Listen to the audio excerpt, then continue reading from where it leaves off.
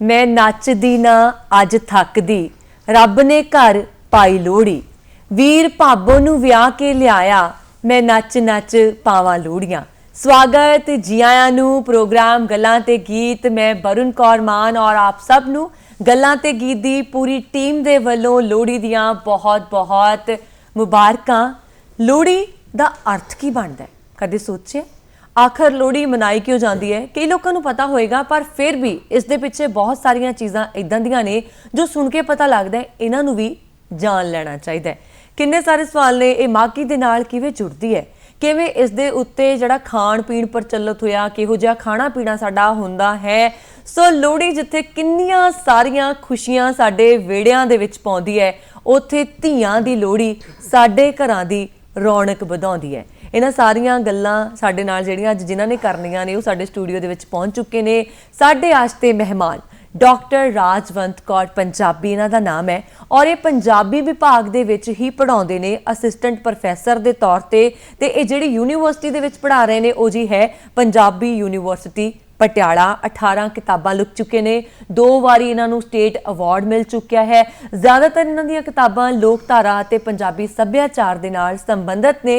मतलब लोहड़ी के उत्ते भी ये चंगे तरीके दे नाल चानना पाउणगे, क्योंकि पंजाबी सभ्याचार का बहुत ही खास हिस्सा जिहड़े त्यौहार हुंदे ने उन्हां चों एक त्यौहार लोहड़ी, उसके उत्ते गलबात। लेकिन सब तो पहलां तुहानूं जी आयां दे नाल नाल शुक्रिया वरुण जी, मुबारकां भी तुहानूं भी मुबारकां ते सारे दर्शकां नूं भी अज दे पावन दिवस की बहुत बहुत वधाई होवे। ਜਦੋਂ कोई भी चीज़ असीं पढ़ते हाँ किताबां च, शुरू तो चीज़ देखते हैं ना आपां, सिखाया जाता सानू ये 2 शाब्दिक अखर ने, ये 2 चीज़ों का सुमेल है, एक अखर इस चीज़ तो लिया गया, एक उत्थों अखर बनया, हर शब्द किते ना किते जुड़दा बनदा। लोहड़ी दे अर्थां नूं किवें देखते हैं फिर तुसीं?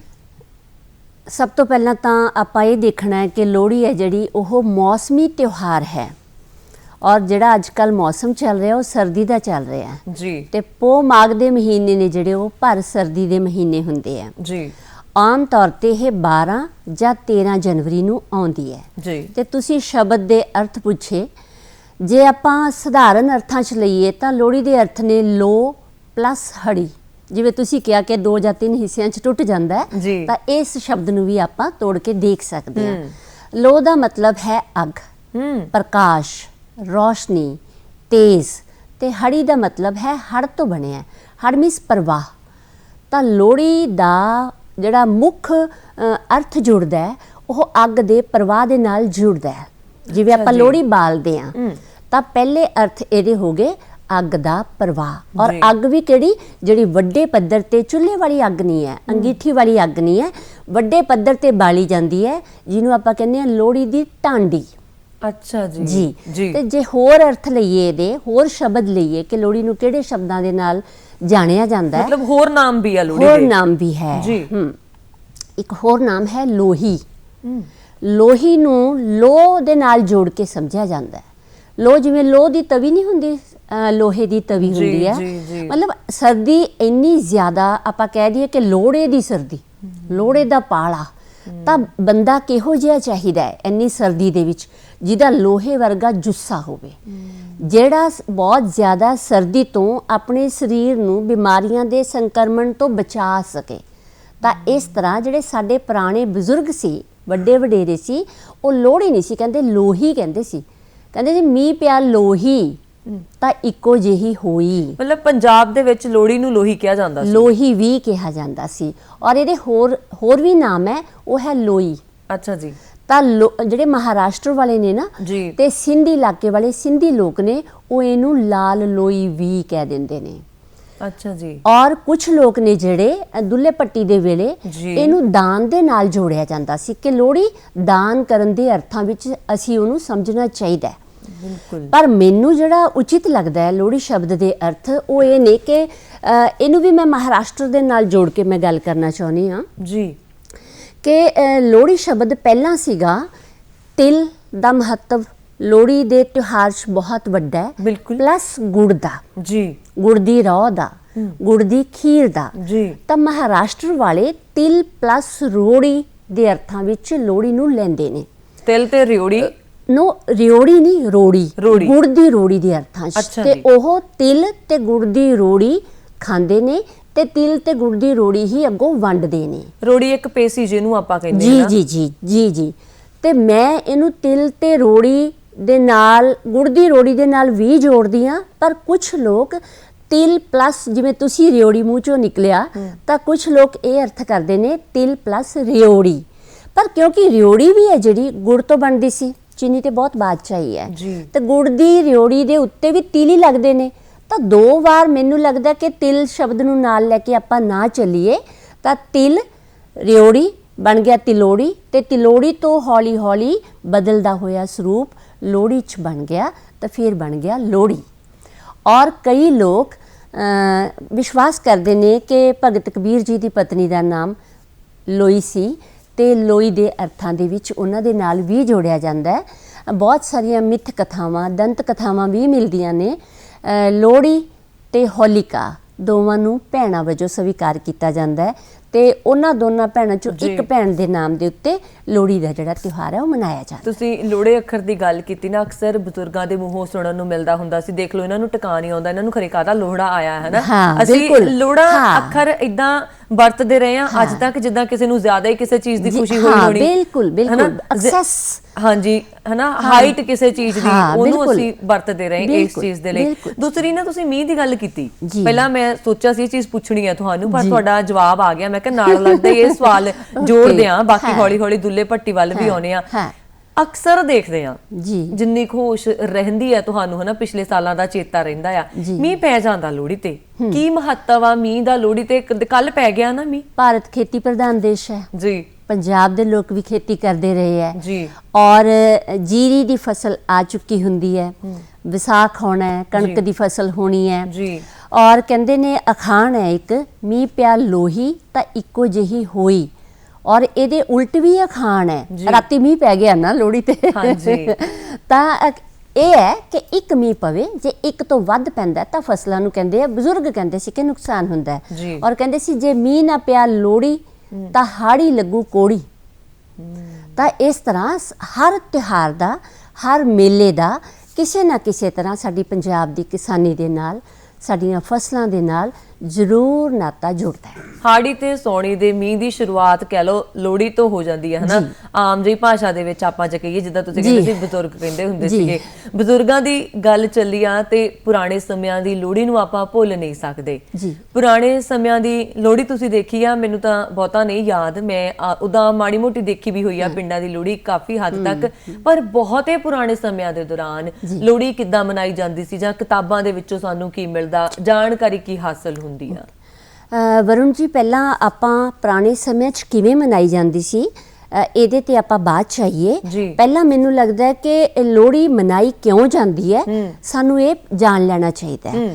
ਤਾਂ ਸਾਡਾ ਜਿਹੜਾ ਸੂਰਜੀ ਕੈਲੰਡਰ ਹੈ ਨਾ, ਸਾਡੇ ਤਿਉਹਾਰ ਬਹੁਤੇ ਨੇ ਜਿਹੜੇ ਉਹ ਜਾਂ ਚੰਦਰਮਾ ਦੇ ਨਾਲ ਜੁੜਦੇ ਨੇ ਜਾਂ ਸੂਰਜ ਦੇ ਨਾਲ ਜੁੜਦੇ ਨੇ।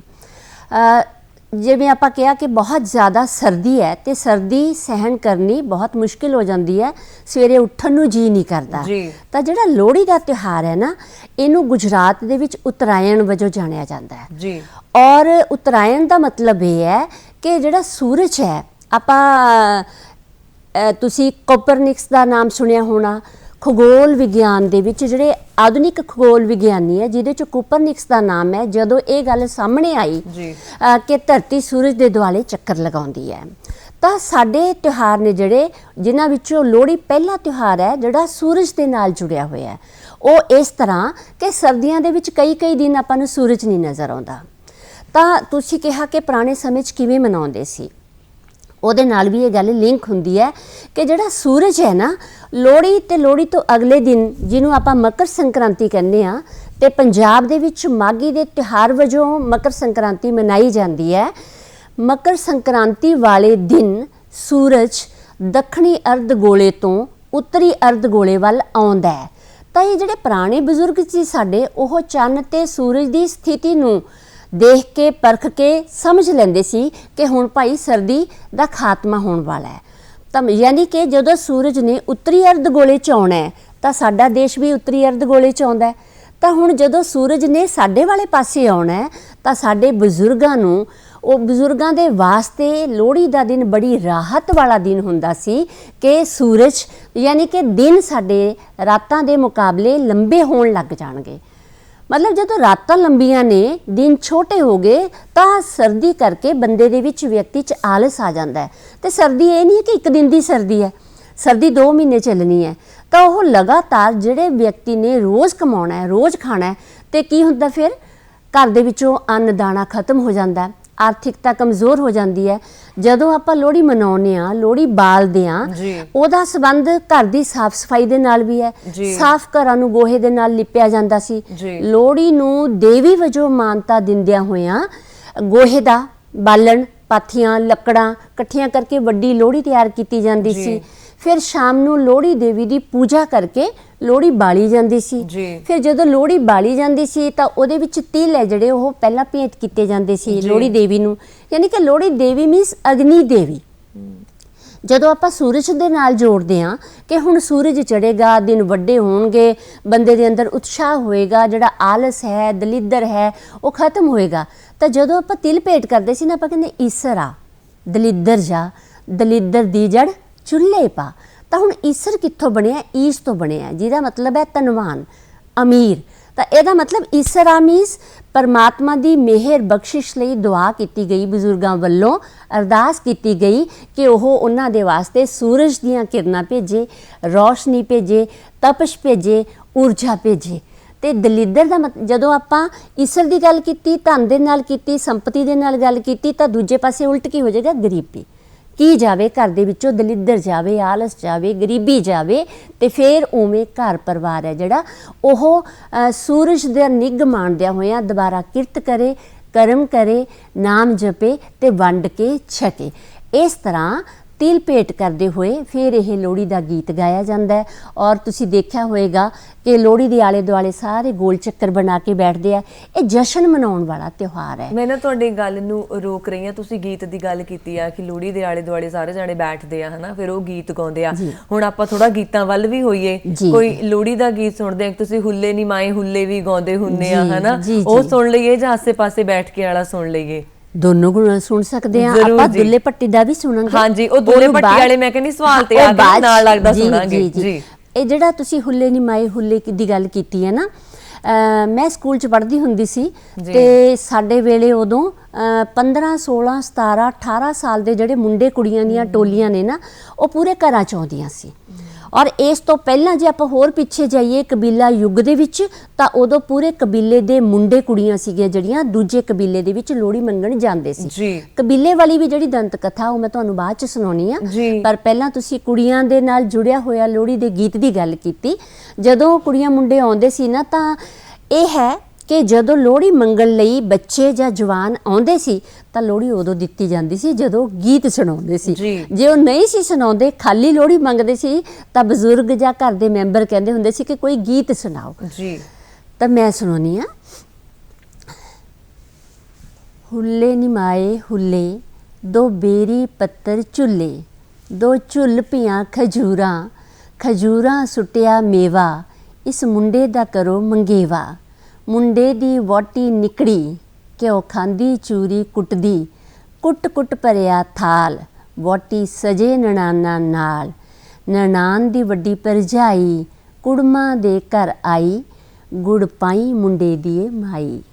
ਇਹ ਸੀਗਾ ਕੁੜੀਆਂ ਦਾ ਗੀਤ। ਜੀ, ਮੈਨੂੰ ਨਾ ਯਾਦ ਆ ਰਿਹਾ, ਜ਼ਿਆਦਾਤਰ ਲੜਕੀਆਂ ਦਾ ਜਿਹੜਾ ਗੀਤ ਰਿਹਾ ਨਾ, ਨਿੱਕੇ ਹੁੰਦਿਆਂ ਹਰ ਕੁੜੀ ਨੇ ਗਾਇਆ ਹੋਣਾ। ਮੈਨੂੰ ਲੱਗਦਾ ਇਹ ਸਿਰਮੌਰ ਗੀਤ ਆ, ਅੰਬੇ ਨੀ ਅੰਬੇ, ਅੰਬੇ ਨੀ, ਕਿੱਦਾਂ ਮੈਨੂੰ ਤਾਂ ਟੋਨ ਥੋੜੀ ਥੋੜੀ ਜਿਹੀ, ਤਾਂ ਅੰਬੇ ਨੀ ਅੰਬੇ ਮੇਰੇ 7 ਭਰਾ ਮੰਗੇ, ਮੇਰਾ ਇੱਕ ਭਰਾ ਕੁਵਾਰਾ, ਉਹ ਕੌਡੀ ਖੇਡਣ ਵਾਲਾ, ਉਹ ਕੌਡੀ ਕਿੱਥੇ ਖੇਡੇ, ਲਾਹੌਰ ਸ਼ਹਿਰ ਖੇਡੇ, ਲਾਹੌਰ ਸ਼ਹਿਰ ਉੱਚਾ, ਮੈਂ ਮਨ ਪਕਾਵਾਂ ਸੁੱਚਾ, ਮੇਰੇ ਮਨ ਨੂੰ ਲੱਗੇ ਮੋਤੀ, ਮੈਂ ਬੂਹੇ ਵਿੱਚ ਖਲੋਤੀ। ਬੂਹਾ ਮੇਰਾ ਉੱਚਾ, ਮੇਰੀ ਭਾਬੋ ਦਾ ਲਾਲ ਚੂੜਾ ਸੁੱਚਾ।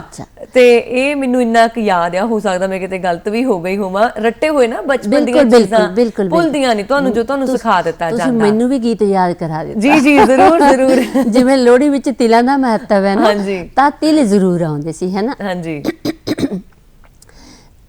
तिल चौलिए नी गिगा मौलिए नी गिगा जम्मिया नी गुड़ वंडिया नी गुड़ दियां रोड़ियां नी परावां जोड़ियां नी गीगा आप जीवेगा कि माई बाप जीवेगा गीगा आप जीवेगा कि सब्बे साक जीवेगा। बहुत खूब। हुण आउने आपां दुल्ला भट्टी वाल। हाँ जी, दुल्ला भट्टी दी कथा लोहड़ी दे नाल जुड़दी है। बिल्कुल, लोहड़ी दे उत्ते कोई गल कीती जाए दुल्ला भट्टी दा नाम जरूर आउंदा है। बिल्कुल बिल्कुल। सो तुसी हुण इहदे उत्ते थोड़ा खुल के साडे नाल साझा वरुण जी, हो ही नहीं सकदा कि लोहड़ी दा जिक्र होवे ते दुल्ले दा जिक्र ना होवे, जां जेहड़े बाल लोहड़ी मंगण आउंदे है ते ओ सुंदर मुंदरीए गीत ना गाउंदे होण। दुल्ला भट्टी सी जेड़ा ना अकबर दा समकाली सी जी। ਤੇ ਅਕਬਰ ਦੇ ਨਾਮ ਤੋਂ ਹੀ ਆਪਾਂ ਸਮਝ ਲੈਂਦੇ ਆ ਕਿ ਉਦੋਂ ਮੁਗਲ ਸ਼ਾਹੀ ਦਾ ਹੈ ਨਾ, ਮੁਗਲ ਹਾਕਮ ਸੀਗੇ ਜੀ। ਤੇ ਹੋਇਆ ਇਸ ਤਰ੍ਹਾਂ ਕਿ ਇੱਕ ਬ੍ਰਾਹਮਣ ਪਰਿਵਾਰ ਸੀ ਜੀ, ਉਹਨਾਂ ਦੀਆਂ 2 ਬੇਟੀਆਂ ਸੀ, ਸੁੰਦਰੀ ਮੁੰਦਰੀ। ਉਹਨਾਂ ਦੀ ਕੁੜਮਾਈ ਹੋ ਚੁੱਕੀ ਸੀ, ਬੱਚੀਆਂ ਬਹੁਤ ਸੋਹਣੀਆਂ ਸੀ, ਪਰ ਜਿਹੜੇ ਮੁਗਲ ਹਾਕਮ ਸੀ ਨਾ, ਉਹਨਾਂ ਦਾ ਜ਼ੁਲਮ, ਉਹਨਾਂ ਦਾ ਤਸ਼ੱਦਦ ਲੋਕਾਈ ਦੇ ਉੱਤੇ ਵੱਡੇ ਪੱਧਰ ਤੇ ਹੁੰਦਾ ਸੀ ਤੇ ਦੁੱਲੇ ਤੋਂ ਇਹ ਬਰਦਾਸ਼ਤ ਨਹੀਂ ਹੋਇਆ, ਉਹਦੇ ਪਿਓ ਦਾਦੇ ਤੋਂ ਵੀ ਬਰਦਾਸ਼ਤ ਨਹੀਂ ਸੀ ਹੋਇਆ।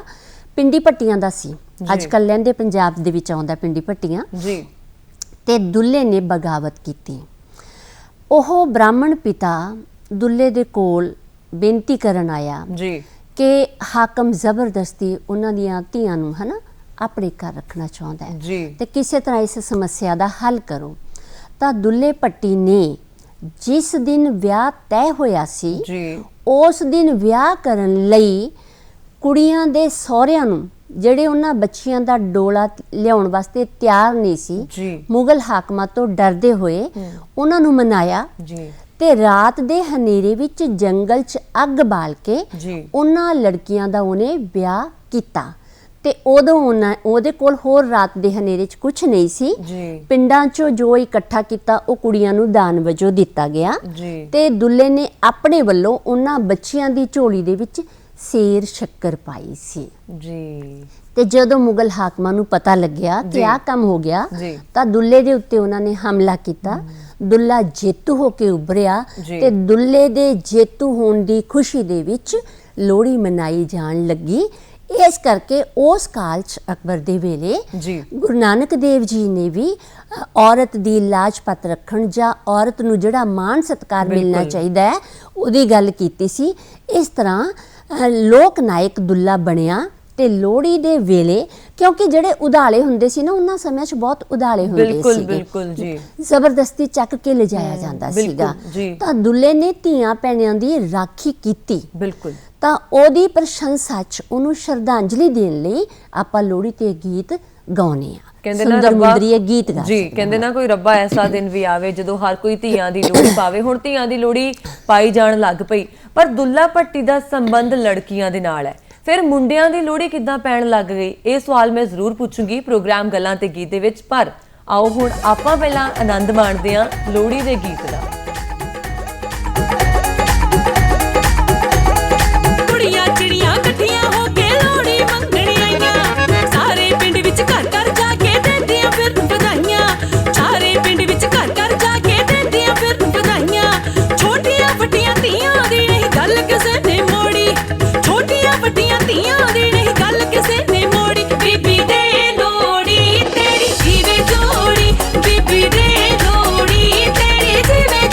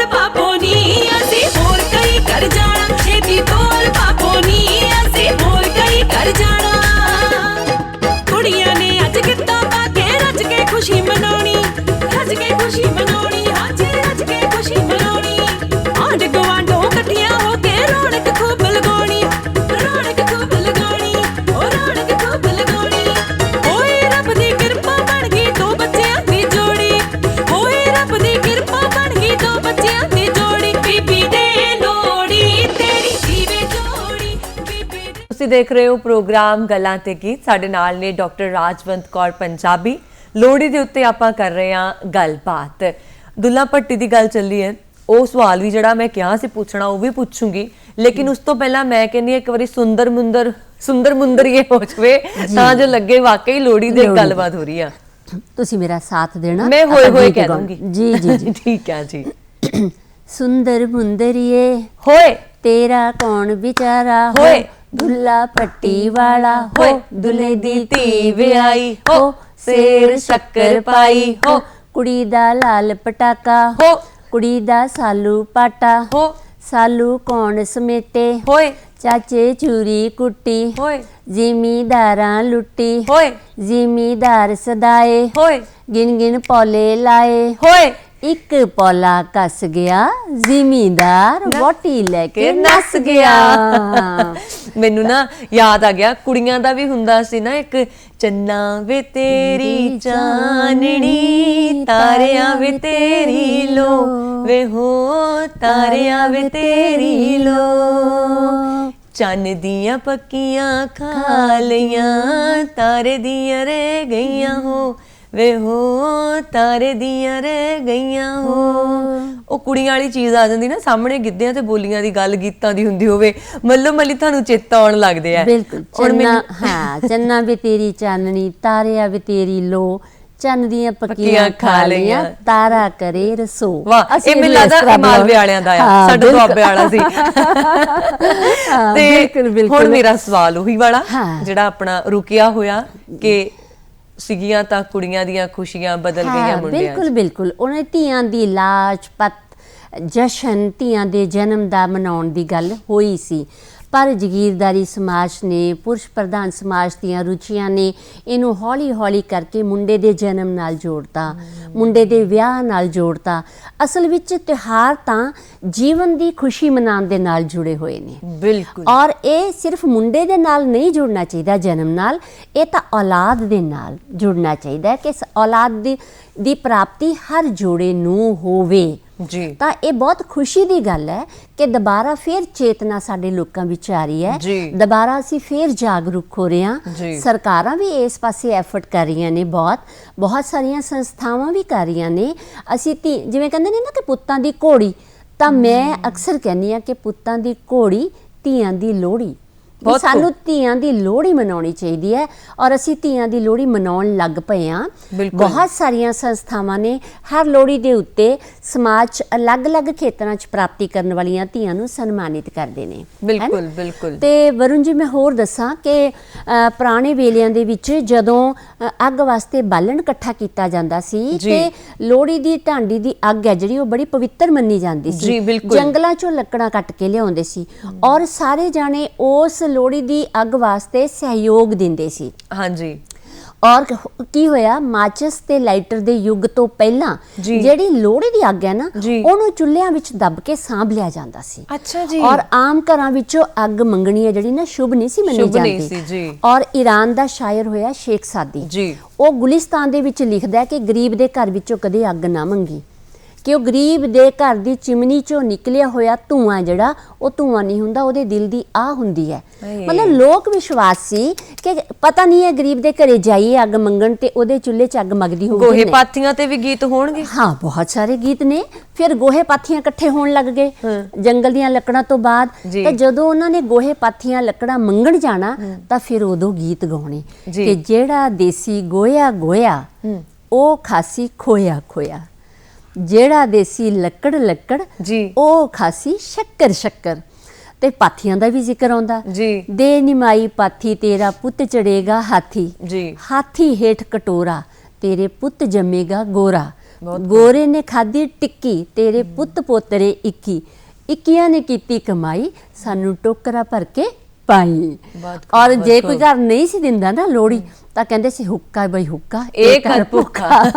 ਜੇ ਦੇ ਔਰ ਉਦੋਂ ਨਾ ਸ਼ਾਮ ਨੂੰ ਲੋਹੜੀ ਮੰਗਣ ਆਉਂਦੇ ਸੀਗੇ ਤੇ ਉਦੋਂ ਸਵਾਣੀਆਂ ਦੇ ਰਸੋਈ ਦਾ ਸਮਾਂ ਹੁੰਦਾ ਸੀ ਤੇ ਉਹ ਕਈ ਵਾਰੀ ਜਿਹੜਾ ਬੰਦਾ ਹੱਥ 'ਚ ਕੰਮਕਾਰ ਕਰ ਰਿਹਾ ਹੁੰਦਾ ਤੇ ਉਹ ਕਰਦੇ ਕਰਦੇ ਦੇਰ ਹੋ ਜਾਣੀ ਸਵਾਣੀ ਨੂੰ ਲੋਹੜੀ ਪਾਉਣ 'ਚ ਤੇ ਫਿਰ ਉਹਨਾਂ ਨੇ ਕਹਿਣਾ ਸਾਡੇ ਪੈਰਾਂ ਹੇਠ ਸਲਾਈਆਂ ਅਸੀਂ ਕਿਹੜੇ ਵੇਲੇ ਦੀਆਂ ਆਈਆਂ, ਸਾਡੇ ਪੈਰਾਂ ਹੇਠਾਂ ਰੋੜ ਸਾਨੂੰ ਛੇਤੀ ਛੇਤੀ ਮੋੜ ਹਨਾ ਤੋਰ। ਤੁਹਾਡੇ ਕੋਠੇ ਉੱਤੇ ਮੋਰ ਵਾਹ, ਸਾਨੂੰ ਵਾਹ। ਛੇਤੀ ਛੇਤੀ ਤੋਰ। ਬਹੁਤ ਤਾਂ ਖੂਬ। ਇਸ ਤਰ੍ਹਾਂ ਲੋਹੜੀ ਮੰਗਦਿਆਂ ਹੋਇਆਂ ਹੋਰ ਸੀਗਾ ਕੋਠੇ ਤੇ ਪਰਨਾਲਾ ਸਾਨੂੰ ਖੜਿਆਂ ਲੱਗਦਾ ਪਾਲਾ।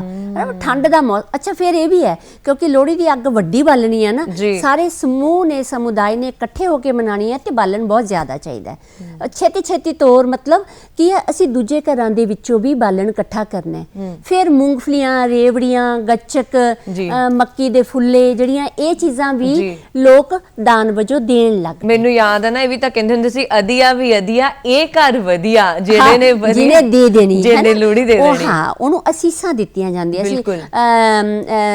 ਜਿਵੇਂ ਤੇਰੀ ਜੋੜੀ ਕਿਹਾ ਜਾਂਦਾ ਸੀ, ਦੇ ਮਾਈ ਲੋਹੜੀ ਜਿਵੇਂ ਤੇਰੀ ਜੋੜੀ। ਮੈਨੂੰ ਨਾ ਯਾਦ ਆ ਆਪਣੀ ਨਿੱਕੀ ਹੁੰਦੀ ਦੀ ਗੱਲ ਮੈਂ ਸੁਣਾਉਣ ਲੱਗੀ ਆ ਕਿ ਲੋਹੜੀ ਮੰਗਣ ਦਾ ਚਾਅ ਬੱਚੇ ਨੂੰ ਜਿੰਨਾ ਜ਼ਿਆਦਾ ਹੁੰਦਾ ਆ ਨਾ, ਉਹਨਾਂ ਕਿਸੇ ਹੋਰ ਨੂੰ ਹੁੰਦਾ ਨਹੀਂ, ਕਿਉਂਕਿ ਦਾਣੇ ਇਕੱਠੇ ਹੋਣੇ, ਕਿੰਨੇ ਕੁ ਪੈਸੇ ਹੋ ਜਾਣੇ, ਉਹਦਾ ਮਰੁੰਡਾ ਲੈ ਲੈਣਾ। ਪੈਸਿਆਂ ਤੇ ਗੱਲ ਆ ਗਈ ਸੀਗੀ, ਫਿਰ ਕਹਿਣਾ ਕਿ ਬਾਲਣ ਨਾ ਦੋ, ਅਸੀਂ ਤਾਂ ਪੈਸੇ ਲੈਣੇ ਆ। ਜਿਵੇਂ ਉਹੀ ਗੱਲ ਕਰ ਰਹੀ ਹਾਂ, ਮੈਨੂੰ ਯਾਦ ਹੈ ਕਿ ਨਿੱਕੇ ਹੁੰਦਿਆਂ ਨਾ ਲੋਹੜੀ ਮੰਗਣ ਦਾ ਇੰਨਾ ਚਾਅ, ਤੇ ਬਸ ਦਾਣੇ ਇਕੱਠੇ ਹੋ ਜਾਣ, ਫਿਰ ਪੈਸੇ ਇਕੱਠੇ ਹੋਣੇ, ਫਿਰ ਆਹ ਕਰਾਂਗੇ।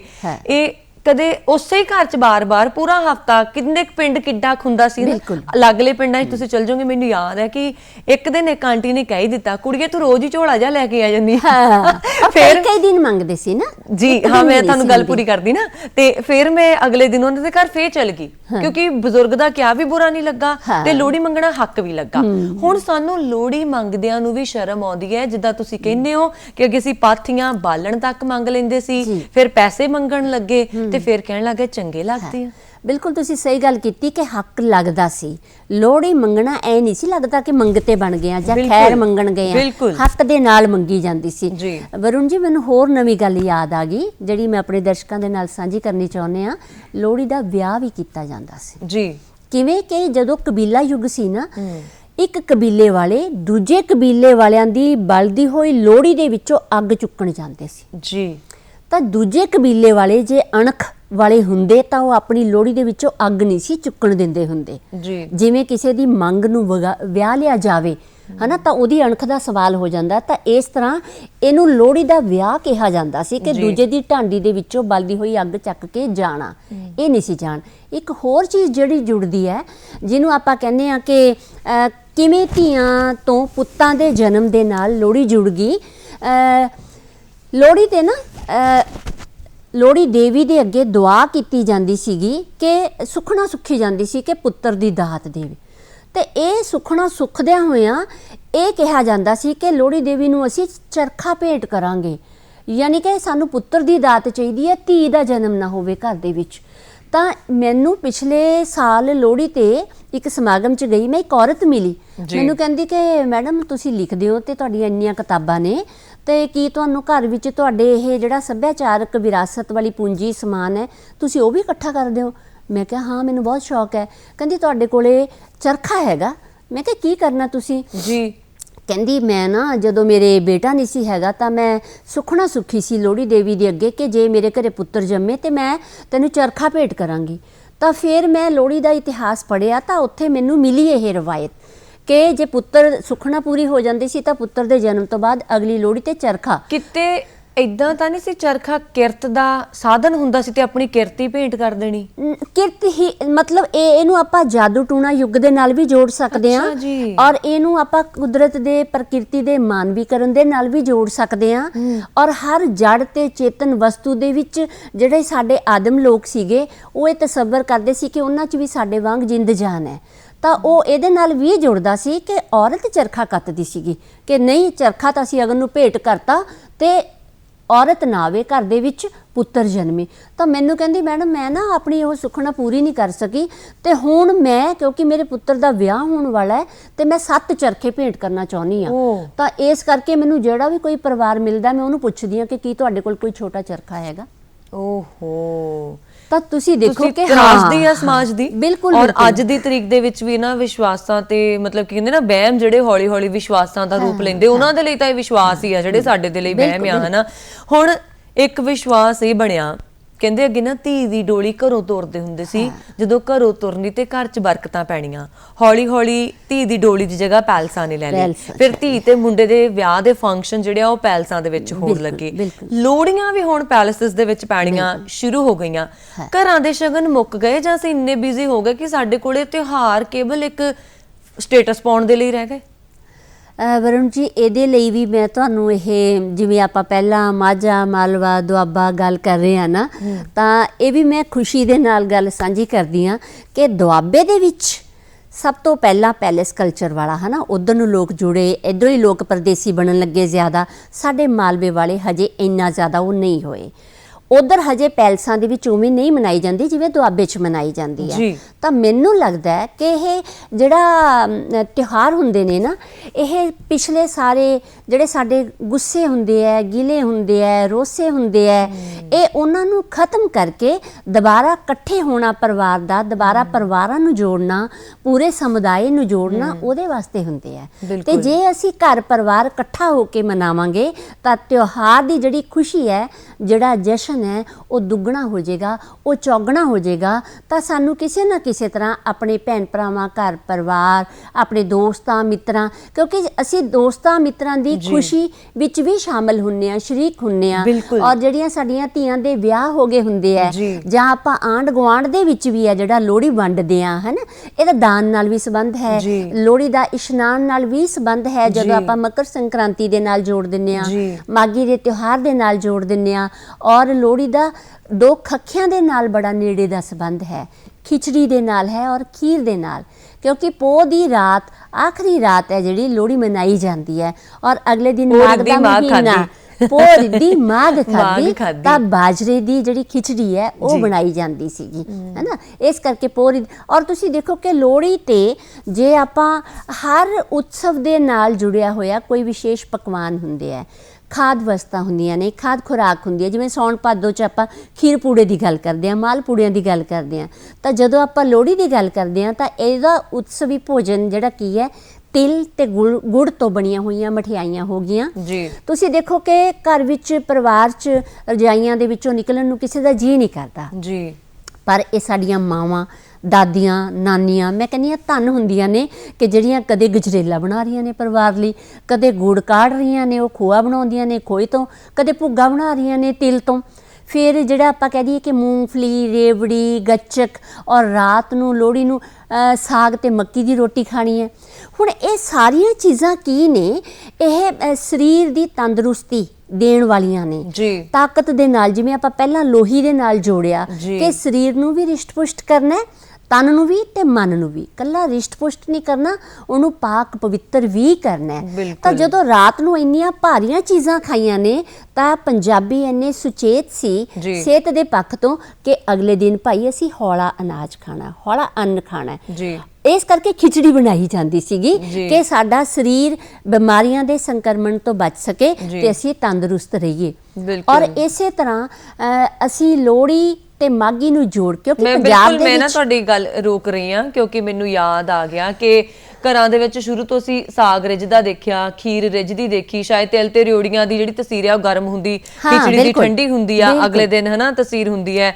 ਇਹ ਜਿਹੜੇ ਪਕਵਾਨ ਸਾਡੇ ਕਿਤੇ ਨਾ ਕਿਤੇ ਲੌਜੀਕਲੀ ਜੁੜੇ ਹੋਏ ਆ, ਜਿਹੜੇ ਸਾਨੂੰ ਕਈ ਵਾਰੀ ਵਹਿਮ ਲੱਗਦੇ ਆ, ਪਰ ਇਹਨਾਂ ਦੇ ਪਿੱਛੇ ਤਕੜੇ ਲੌਜਿਕ ਹੈ, ਤਸੀਰਾਂ ਦੇ ਲੌਜਿਕ ਹੈ, ਹਨਾ, ਗਰਮੀ ਸਰਦੀ ਦੇ ਲੌਜਿਕ ਹੈ। ਮਾਘ ਦੀ ਗੱਲ ਤੁਸੀਂ ਕੀਤੀ ਹੈ, ਇਹੀ ਮੇਰੇ ਦਿਮਾਗ 'ਚ ਚੱਲ ਰਿਹਾ ਸੀਗਾ ਕਿ ਮਾਘੀ ਹੈ ਕੱਲ ਨੂੰ, ਔਰ ਸਾਡੇ ਪੰਜਾਬ ਦੇ ਵਿੱਚ ਲੋਹੜੀ ਤੇ ਮਾਘੀ ਵੱਖਰੇ ਵੱਖਰੇ ਮਨਾਏ ਜਾਂਦੇ ਆ, ਕਈ ਜਗ੍ਹਾ ਤੇ ਇਹ ਇਕੱਠੇ ਵੀ ਮਨਾਏ ਜਾਂਦੇ ਆ, ਹਨਾ। ਸੋ ਇਹਨਾਂ ਦਾ ਆਪਸ 'ਚ ਸੰਬੰਧ ਬਹੁਤ ਹੈ, ਮੈਨੂੰ ਵੀ ਪਤਾ ਹੈ, ਹੋ ਸਕਦਾ ਕਈਆਂ ਨੂੰ, ਬਹੁਤ ਹੋਰ ਜਾਣਿਆਂ ਨੂੰ ਵੀ ਪਤਾ ਹੋਵੇ, ਪਰ ਸੰਬੰਧ ਹੈ ਕੀ? ਓਕੇ ਵਰੁਣ ਜੀ, ਸਾਰੇ ਭਾਰਤ ਦੇ ਵਿੱਚ ਤਾਂ ਲੋਹੜੀ ਨੂੰ ਮਕਰ ਸੰਕ੍ਰਾਂਤੀ ਦੇ ਨਾਲ ਜੋੜ ਕੇ ਮਨਾਇਆ ਜਾਂਦਾ। ਅਗਲੇ ਦਿਨ ਤਾਮਿਲਨਾਡੂ 'ਚ ਪੋਂਗਲ ਵਜੋਂ ਮਨਾਇਆ ਜਾਂਦਾ। ਜਿਵੇਂ ਆਪਾਂ ਗੱਲ ਕੀਤੀ ਖਿਚੜੀ ਦੀ, ਇਸੇ ਤਰ੍ਹਾਂ ਖੀਰ ਰਿੰਨੀ ਜਾਂਦੀ ਹੈ ਔਰ ਗੰਨਾ ਆਉਂਦਾ ਹੈ, ਗੰਨੇ ਦੀ ਰੋਹ ਤੋਂ ਇਸ ਦਿਨ ਖੀਰ ਬਣਾ ਕੇ ਖਾਧੀ ਜਾਂਦੀ ਹੈ। ਤੇ ਤਾਮਿਲਨਾਡੂ ਵਾਲੇ ਪੋਂਗਲ ਦੇ ਤਿਉਹਾਰ ਦੇ ਵਿੱਚ ਖੀਰ ਰਿੰਨ੍ਹਦੇ ਨੇ ਜੀ। ਔਰ ਜਦੋਂ ਆਪਾਂ ਯੂਪੀ ਦੀ ਗੱਲ ਕਰਦੇ ਹਾਂ, ਉੱਤਰ ਪ੍ਰਦੇਸ਼ ਦੀ ਗੱਲ ਕਰਦੇ ਹਾਂ, ਤਾਂ ਗੰਗਾ ਤੇ ਮੇਲਾ ਲੱਗਦਾ, ਕੁੰਭ ਦਾ ਮੇਲਾ ਤੁਸੀਂ ਸੁਣਿਆ ਹੋਣਾ ਹੈ ਨਾ। ਜੀ। ਤਾਂ ਸਾਰੇ ਮੇਲੇ ਵਾਰ-ਵਾਰ, ਗੰਗਾ ਮੇਲਾ ਇੱਕ ਵਾਰ। ਤਾਂ ਇਹ ਪੂਰਾ ਮਕਰ ਸੰਕ੍ਰਾਂਤੀ ਤੋਂ ਸ਼ੁਰੂ ਹੋ ਕੇ ਪੂਰਾ ਮਹੀਨਾ ਮੇਲਾ ਲੱਗਦਾ ਹੈ। ਤੇ ਤੁਸੀਂ ਪੰਜਾਬ ਦੀ ਗੱਲ ਕੀਤੀ, ਪੰਜਾਬ ਵਿੱਚ ਮਕਰ ਸੰਕ੍ਰਾਂਤੀ ਨਹੀਂ ਮਨਾਈ ਜਾਂਦੀ। ਪੰਜਾਬ ਦੇ ਵਿੱਚ ਆਪਣੇ ਇੱਕ ਇਤਿਹਾਸਕ ਘਟਨਾ ਨੂੰ ਲੈ ਕੇ 40 ਮੁਕਤਿਆਂ ਨੂੰ ਯਾਦ ਕੀਤਾ ਜਾਂਦਾ ਹੈ ਤੇ ਉਹਨਾਂ ਦੀ ਯਾਦ ਦੇ ਵਿੱਚ ਜਿਹੜਾ ਮੁਕਤਸਰ ਦੇ ਵਿੱਚ ਮੇਲਾ ਲੱਗਦਾ ਹੈ, ਮਾਘੀ ਦਾ ਮੇਲਾ ਲੱਗਦਾ ਹੈ, ਤਾਂ ਸਾਰੀ ਸੰਗਤ, ਸਿੱਖ ਸ਼ਰਧਾਲੂ ਨੇ ਜਿਹੜੇ ਉਹ ਮੁਕਤਸਰ ਵਿਖੇ ਜਾਂਦੇ ਨੇ। ਤੇ ਜਿਵੇਂ ਆਪਾਂ ਦਾਨ ਦੀ ਗੱਲ ਕੀਤੀ, ਇਸ਼ਨਾਨ ਦੀ ਗੱਲ ਕੀਤੀ, ਪੂਰੇ ਭਾਰਤ ਭਰ ਤੋਂ ਲੋਕ, ਕਿਉਂਕਿ ਸਾਰੇ ਧਰਮ ਦੇ ਨਾਲ, ਧਰਮ ਕਰਮ ਦੇ ਨਾਲ ਜੁੜੇ ਹੋਏ ਹੈ, ਤਾਂ ਗੰਗਾ ਇਸ਼ਨਾਨ ਲਈ ਜਾਂਦੇ ਨੇ। ਜਿਸ ਤਰ੍ਹਾਂ ਤਾਂ ਸਾਡੇ ਪੰਜਾਬੀ ਲੋਕ ਨੇ ਜਿਹੜੇ ਉਹ ਮੁਕਤਸਰ ਦੇ ਵਿੱਚ ਸਰੋਵਰ 'ਚ ਜਾ ਕੇ ਇਸ਼ਨਾਨ ਕਰਦੇ ਨੇ। ਤਾਂ ਇਹਨੂੰ ਵੀ ਆਪਾਂ ਤਨ ਦੀ ਸਫਾਈ ਦੇ ਨਾਲ ਵੀ ਜੋੜ ਲੈਂਦੇ ਹਾਂ, ਤਨ ਦੀ ਸਿਹਤਯਾਬੀ ਦੇ ਨਾਲ ਵੀ ਜੋੜ ਲੈਂਦੇ ਹਾਂ, ਤੇ ਮਨੋ ਪਾਕ ਪਵਿੱਤਰ ਹੋਣ ਦੇ ਨਾਲ ਵੀ ਜੋੜ ਲੈਂਦੇ ਹਾਂ। ਔਰ ਇਹ ਵੀ ਕਿਹਾ ਜਾਂਦਾ ਹੈ ਕਿ ਲੋਹੜੀ ਵਾਲੇ ਦਿਨ ਜਿਹੜੀ ਗੰਗਾ ਮਾਤਾ ਹੈ ਉਹ ਆਪਣੇ ਸਥਾਨ ਦੇ ਉੱਤੇ ਪਹੁੰਚੀ ਸੀ। ਉਹ ਬਹੁਤ ਖੂਬ, ਕਿਉਂਕਿ ਨਾ ਮੁਕਤਸਰ ਦੀ ਗੱਲ ਕੀਤੀ ਨੇ, ਸ੍ਰੀ ਮੁਕਤਸਰ ਸਾਹਿਬ ਦੇ ਵਿੱਚ ਬਹੁਤ ਵੱਡੇ ਪੱਧਰ ਤੇ ਜਿਹੜਾ ਇਹ ਜੋੜ ਮੇਲਾ ਮਨਾਇਆ ਜਾਂਦਾ ਹੈ। ਪਰ ਇਸ ਮੇਲੇ ਦਾ ਮਹੱਤਵ ਪੰਜਾਬ ਦੇ ਹਰ ਧਰਮ ਦੇ ਨਾਲ ਹੋ ਗਿਆ। ਇਹ ਮੁਕਤਸਰ ਦਾ ਮੇਲਾ ਇੱਕ ਉਹਨਾਂ ਇਤਿਹਾਸਿਕ ਮੇਲਿਆਂ 'ਚ ਹੋ ਗਿਆ ਜਿੱਥੇ ਹਰ ਬੰਦਾ ਪਹੁੰਚਦਾ, ਹਿੰਦੂ, ਮੁਸਲਿਮ, ਸਿੱਖ, ਈਸਾਈ। ਅਸਲ 'ਚ ਇਹ ਤਿਉਹਾਰ ਸਿਖਾਉਂਦੇ ਹੀ ਇਹ ਨੇ ਕਿ ਸਾਡੀ ਭਾਈਚਾਰਕ ਸਾਂਝ ਹੋਵੇ। ਮੈਂ ਪਹਿਲਾਂ ਹੀ ਕਿਹਾ ਕਿ ਜਿਹੜੇ ਗਿਲੇ ਹੈ ਇੱਕ ਦੂਜੇ ਦੇ ਨਾਲ, ਸ਼ਿਕਵੇ ਨੇ, ਜਾਂ ਅਸੀਂ ਜੋ ਇਹ ਵੀ ਆਪਾਂ ਜੋੜ ਸਕਦੇ ਹਾਂ ਕਿ ਜਿਹੜਾ ਨਾ ਲੋਹੜੀ ਹੈ, ਲੋਹੜੀ ਤੋਂ ਅਗਲਾ ਦਿਨ ਹੈ ਜਿਹੜਾ, ਉਹਨੂੰ ਜੋੜਿਆ ਜਾਂਦਾ ਬਸੰਤ ਦੀ ਆਮਦ ਦੇ ਨਾਲ ਵੀ ਜੋੜਿਆ ਜਾਂਦਾ ਹੈ, ਔਰ ਨਵੇਂ ਵਿੱਤੀ ਵਰੇ ਦੇ ਨਾਲ ਵੀ ਜੋੜਿਆ ਜਾਂਦਾ, ਕਿਉਂਕਿ ਦੱਖਣੀ ਭਾਰਤ ਦੇ ਵਿੱਚ ਜਿਹੜੀ ਨਵੀਂ ਫਸਲ ਆਈ ਹੈ ਉਸ ਫਸਲ ਦੀ ਵੰਡ ਕੀਤੀ ਜਾਂਦੀ ਹੈ, ਇਸ ਕਰਕੇ ਨਵਾਂ ਵਿੱਤੀ ਵਰਾ ਵੀ ਜੁੜਦਾ ਹੈ। ਔਰ ਜਦੋਂ ਆਪਾਂ ਇਹ ਕਹਿੰਦੇ ਹਾਂ ਨਾ ਕਿ ਗਿਲੇ ਸ਼ਿਕਵੇ ਖਤਮ ਕਰਕੇ ਦੁਬਾਰਾ ਜੋੜਨ ਵਾਲੇ ਹੁੰਦੇ ਆ ਤਿਉਹਾਰ, ਤਾਂ ਉੱਥੇ ਇਸ ਕਰਕੇ ਵੀ ਤਿਉਹਾਰ ਮਨਾਏ ਜਾਂਦੇ ਆ ਕਿ ਭਾਈ ਅਸੀਂ ਪਿਛਲੇ ਵਰੇ 'ਚ ਜਦੋਂ ਨਵੇਂ ਸਾਲ ਦੇ ਨਾਲ ਜੋੜਦੇ ਹਾਂ ਕਿ ਅਸੀਂ ਆਪਣੇ ਇਸ਼ਟ ਨੂੰ ਧਿਆ ਕੇ, ਜਿਹੜੇ ਵੀ ਇਸ਼ਟ ਨੂੰ ਮੰਨਦੇ ਹਾਂ, ਕਿ ਉਹ ਪਿਛਲੀਆਂ ਗਲਤੀਆਂ ਅਗਲੇ ਸਾਲ 'ਚ ਜਾਂ ਅਗਲੀ ਜ਼ਿੰਦਗੀ ਦੇ ਵਿੱਚ ਦੁਬਾਰਾ ਨਾ ਹੋਣ ਸਾਡੇ ਕੋਲੋਂ, ਸਾਨੂੰ ਉਹਦਾ ਵੀ ਪ੍ਰਣ ਲੈਣਾ ਚਾਹੀਦਾ ਹੈ। ਅਤੇ ਲੋਹੜੀ ਨੂੰ ਜਦੋਂ ਅਸੀਂ ਜੋੜਦੇ ਹਾਂ ਤਾਂ ਅਗਨੀ ਦੇਵੀ ਦੇ ਅੱਗੇ ਕਾਮਨਾ ਰੱਖੀ ਜਾਂਦੀ ਹੈ, ਉਹ ਕਾਮਨਾ ਪੂਰੀ ਹੋਣ 'ਤੇ ਕਾਮਨਾ ਦੀ ਸੁਖਣਾ ਸੁੱਖੀ ਜਾਂਦੀ ਹੈ। ਤਾਂ ਇਹ ਤਿਉਹਾਰ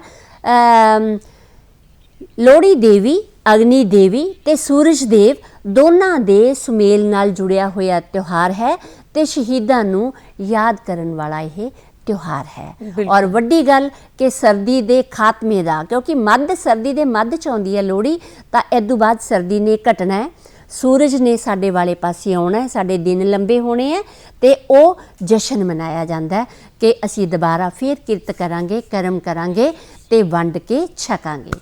ਮੈਂ ਗੱਲ ਕਰ ਰਹੀ ਸੀ ਨਾ ਕਿ ਜਿੱਦਾਂ ਮੁਕਤਸਰ ਦਾ ਮੇਲਾ ਬਹੁਤ ਮਕਬੂਲ ਹੈ, ਜਿਹਦੀ ਆਪਾਂ ਗੱਲ ਕਰ ਰਹੇ ਸੀਗੇ, ਔਰ ਲੋਕ ਬੋਲੀਆਂ ਦੇ ਵਿੱਚ ਥਾਂ ਥਾਂ ਤੇ ਉਹਦਾ ਜ਼ਿਕਰ ਹੁੰਦਾ ਨਾ, ਪਿੰਡਾਂ ਵਿੱਚੋਂ ਪਿੰਡ ਸੁਣੀਦਾ ਲੱਲੀਆਂ, ਉੱਥੋਂ ਦੇ ਦੋ ਬਲਦ ਸੁਣੀਦੇ, ਗਲ ਵਿੱਚ ਉਹਨਾਂ ਦੇ ਟੱਲੀਆਂ, ਭੱਜ ਭੱਜ ਕੇ ਮੱਕੀ ਬੀਜਦੇ, ਗਿੱਠ ਲੱਗੀਆਂ ਛੱਲੀਆਂ, ਮੇਲੇ ਮੁਕਤਸਰ ਦੇ ਦੋ ਮੁਟਿਆਰਾਂ ਚੱਲੀਆਂ, ਮੇਲੇ ਮੁਕਤਸਰ ਦੇ, ਹਨਾ। ਲੋਹੜੀ ਦਾ ਮੈਨੂੰ ਯਾਦ ਆ ਰਿਹਾ ਨਾ, ਜਿੱਦਾਂ ਮੁੰਡਿਆਂ ਤੇ ਬੋਲੀਆਂ ਬਹੁਤ ਬਣੀਆਂ ਲੋਹੜੀ ਤੇ, ਕਿਉਂਕਿ ਸ਼ਾਇਦ ਮੰਗ ਹੀ ਹਮੇਸ਼ਾ ਮੁੰਡਿਆਂ ਦੀ ਰਹੀ ਹੈ। ਕੁੜੀਆਂ ਤੇ ਹੁਣ ਬੋਲੀਆਂ ਥੋੜੀਆਂ ਲਿਖੀਆਂ ਜਾ ਰਹੀਆਂ ਹੈ ਨਾ, ਜਿਵੇਂ ਮਸੀਂ ਦਾ ਪੋਤਰਾ ਮੇਰਾ, ਛਮ ਛਮ ਨੱਚਦੀ ਫਿਰਾਂ, ਹੁਣ ਜੋੜ ਦਿੱਤਾ ਗਿਆ ਮਸੀਂ ਦੀ ਪੋਤਰੀ ਮੇਰੀ, ਭੱਜ ਭੱਜ ਵੰਡਾਂ ਰਿਓੜੀਆਂ।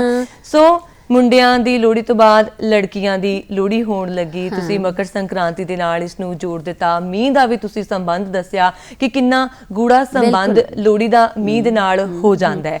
ਸੋ ਇਸ ਖਾਸ ਮੌਕੇ ਦੇ ਉੱਤੇ ਤੁਸੀਂ ਸਾਡੇ ਦਰਸ਼ਕਾਂ ਨੂੰ ਕੁਝ ਕਹਿਣਾ ਚਾਹੁੰਦੇ ਹੋਵੋ? ਇਹੀ ਹੈ ਕਿ ਸਾਨੂੰ ਸਾਰਿਆਂ ਨੂੰ ਆਪਸ 'ਚ ਪਿਆਰ, ਸਾਂਝ, ਇਤਫਾਕ, ਭਾਈਚਾਰਕ ਸਾਂਝ, ਜਿਹੜਾ ਅਸੀਂ ਜਸ਼ਨ ਮਨਾਉਂਦੇ ਹਾਂ, ਉਹ ਦੂਜਿਆਂ ਦੀ ਖੁਸ਼ੀ 'ਚ ਵੀ ਉਵੇਂ ਹੀ ਸ਼ਾਮਲ ਹੋਈਏ। ਜਿਵੇਂ ਅਸੀਂ ਚਾਹੁੰਦੇ ਹਾਂ ਕਿ ਦੂਸਰੇ ਸਾਡੀਆਂ ਖੁਸ਼ੀਆਂ ਨੂੰ ਸੈਲੀਬ੍ਰੇਟ ਕਰਨ, ਉਵੇਂ ਅਸੀਂ ਦੂਜਿਆਂ ਦੀਆਂ ਖੁਸ਼ੀਆਂ ਦੇ ਵਿੱਚ ਵੀ ਤਨੋ ਮਨੋ ਆਪ ਹਾਜ਼ਰ ਹੋਈਏ। ਔਰ ਧੀਆਂ ਦੇ ਨਾਲ ਪੁੱਤਰਾਂ ਦੇ ਨਾਲ ਪੁੱਤਰਾਂ, ਹਾਂ ਇਹ ਵੀ ਹੈ ਕਿ ਜਿਵੇਂ ਅਸੀਂ ਧੀਆਂ ਨੂੰ ਸੰਸਕਾਰੀ ਬਣਾਉਂਦੇ ਹਾਂ, ਉਸੇ ਤਰ੍ਹਾਂ ਅਸੀਂ ਪੁੱਤਰਾਂ ਨੂੰ ਵੀ ਸੰਸਕਾਰੀ ਬਣਾਈਏ ਧੀਆਂ ਨੂੰ ਵੀ ਜਨਮ ਦੇਈਏ।